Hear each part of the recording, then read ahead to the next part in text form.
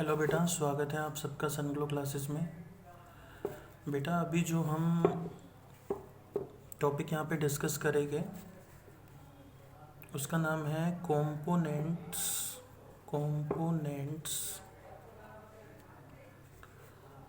Of demand for foreign exchange. इसका मतलब ये है कि हमें अब ये समझना है कि हम फॉरेन एक्सचेंज की डिमांड क्यों करते हैं, क्यों इंडिया के लोगों को डॉलर की ज़रूरत होती है। यानी कि basically in short we can say why we need dollar, हमें डॉलर क्यों चाहिए। तो आइए इस पे हम बात करते हैं। बेटा हमें डॉलर क्यों चाहिए, सबसे इम्पोर्टेंट चीज़ तो ये है कि जब हम दूसरे देशों से बेटा इंपोर्ट करेंगे तो हमें क्या चाहिए, डॉलर। क्योंकि जो इंपोर्ट की पेमेंट होगी वो किस में होगी, डॉलर में, इसलिए हमको डॉलर चाहिए। ठीक है सर। दूसरा बेटा, हम जब दूसरी कंट्री से लोन लेते हैं डॉलर में तो आप देखेंगे कि हमको लोन वापस भी करना होता है। जब हम यूएसए से लोन लेंगे या किसी दूसरी कंट्री से लोन लेंगे तो फिर हमें लोन को वापस भी करना होगा, रीपेमेंट ऑफ इंटरनेशनल लोन।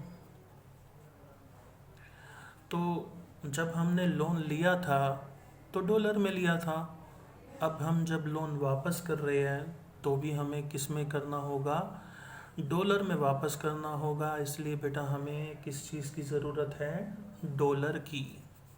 ठीक है सर।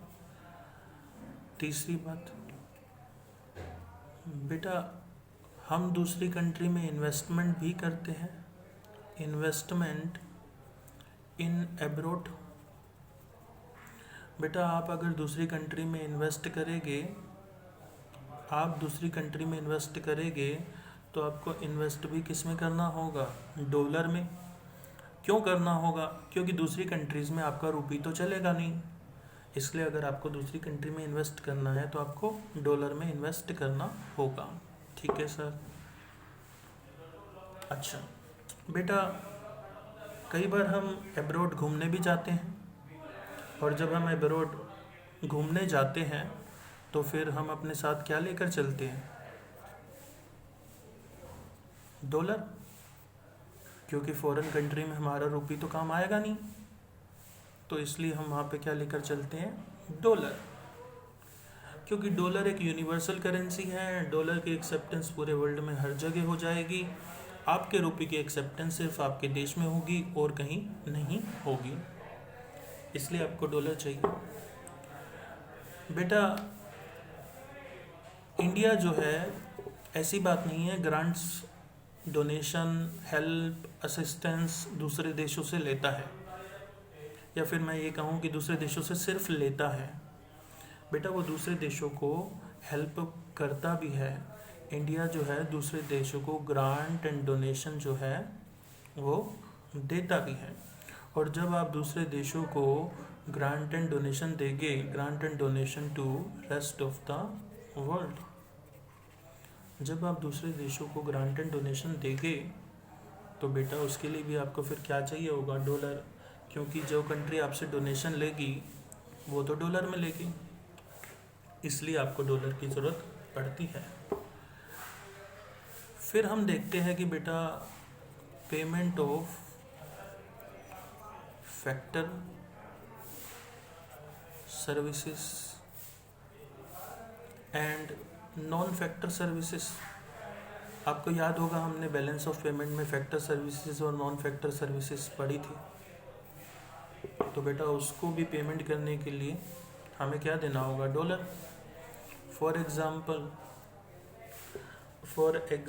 हम लेते हैं कि किसी पर्सन ने हमारे इंडिया में इन्वेस्ट कर रखा है, एक यूएसए का पर्सन है, मिस्टर जॉन। उसने बेटा इन्वेस्ट कर रखा है पैसा, कहाँ पे? अपने इंडिया में। तो अगर उसने पैसा इन्वेस्ट कर रखा है इंडिया में, तो इंडिया उसको बदले में क्या देगा? या तो इंटरेस्ट देगा या फिर डिविडेंड देगा। अब बेटा जब उसने अपना पैसा इन्वेस्ट इंडिया में कर रखा है, तो उसको बदले में क्या चाहिए? डॉलर चाहिए, यानी कि उसको अपनी इन्वेस्टमेंट की जो वापसी होगी वो भी डॉलर में देनी पड़ेगी, और उस पर जो इंटरेस्ट और डिविडेंड होगा वो भी डॉलर में देना पड़ेगा। यानी कि मैं ये कहना चाहता हूँ कि जो FIIs होते हैं जो इंडिया में इन्वेस्ट करते हैं, उनको जो हम पेमेंट करते हैं वो फैक्टर पेमेंट होती है।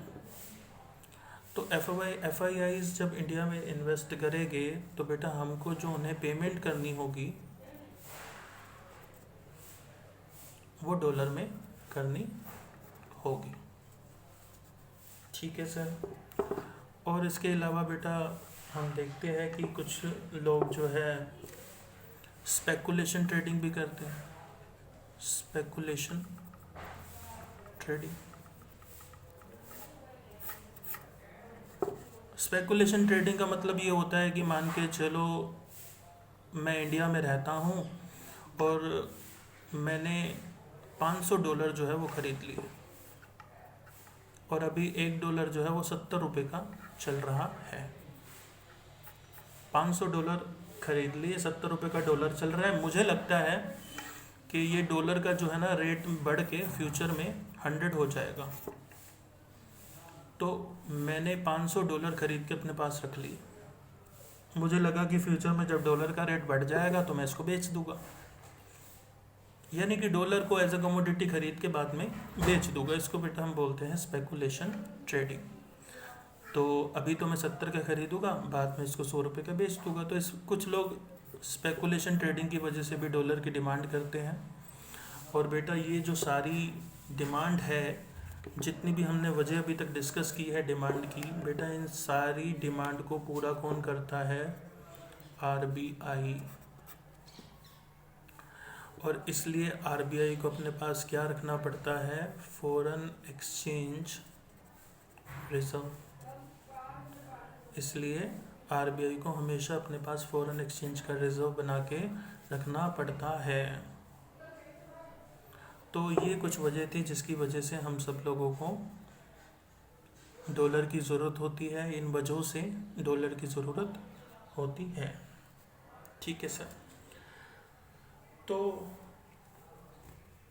ये हमारी हुई डिमांड के बारे में बात। ठीक है सर। अब हम आगे देखते हैं। अब हम ये देखते हैं कि RBI के पास डॉलर कहाँ कहाँ से आता है। यानी कि अब हम देखते हैं components of supply of foreign exchange, कि RBI के पास जो है वो डॉलर कहाँ कहाँ से आता है। तो चलिए हम देखते हैं। बेटा सबसे पहले तो क्या होगा? एक्सपोर्ट।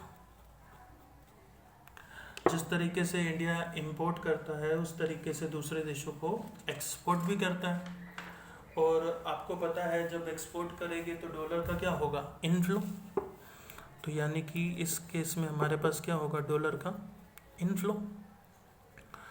तो एक्सपोर्ट से कुल मिला के हम ये बोल सकते हैं कि हमारी जो सप्लाई है वो बढ़ती है। इंडिया के पास डॉलर आता है। ठीक है सर। अब दूसरा पॉइंट देखते हैं। बेटा जिस तरह